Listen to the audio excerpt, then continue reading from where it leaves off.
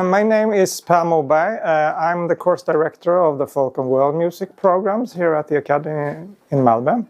I'm a senior lecturer in folk and world music, so I teach different kind of folk and world music subjects mainly here. And regarding my experiences in working with international students, I mean, it's the Academy in Malmö has a long and strong tradition of accepting a lot of international students here in all sorts of departments, including the folk and world music department, but also in classical and jazz and everything.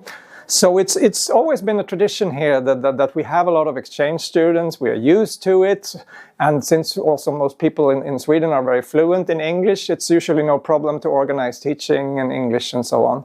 So it's a natural thing going on here, and almost every year in my classes we have 1 or 2 exchange students. We reach out to the Swedish students and teachers and so on. And you just also enjoy the wonderful multicultural city of Malmö, where there is, I think, 172 nationalities or something like that. I mean, no matter where you come from in the world, you're going to find friends here from your country, actually. So Malmö is a fantastic international city, even though it's not that big.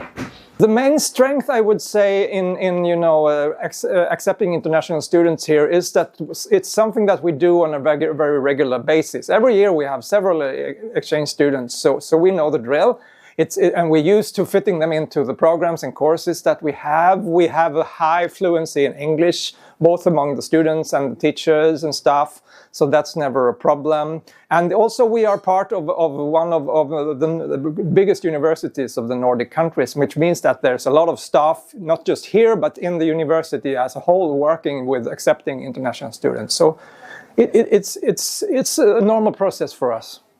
As I said, we have folk and world music program here, both a bachelor degree and something we call performance studies, which is a course, 1-year course on advanced level in folk and world music.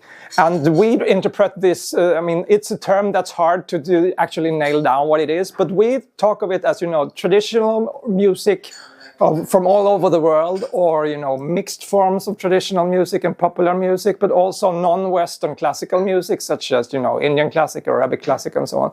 So, and no matter what tradition you come from or what instrument you're playing, you are welcome to apply here. You can come here as an exchange student, of course, from any other university in Europe and so on, but it's also, the programs are also offered in English, so it's also possible to come here as a regular student and study these programs.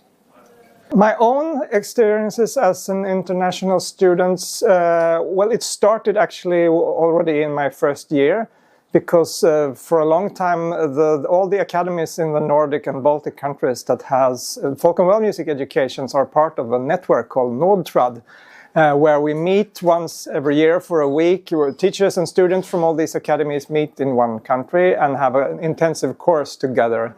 So already in my first year I spent a week in Finland in one of these courses, where I met lots of teachers and students from all over the Nordic and Baltic countries, and it was a really strong experience for me, and it was so fascinating, really. And then also, so I did that every year actually during my studies, and I also went on exchange through a SIDA project, Swedish Development Agency project, to Vietnam. I was there for eight weeks, and I was actually the first exchange student at that university, and the only one. So for 8 weeks I was the only exchange student in the conservatory in Hanoi, which was a really fascinating and sometimes strange, but a memory for life, really. Yeah.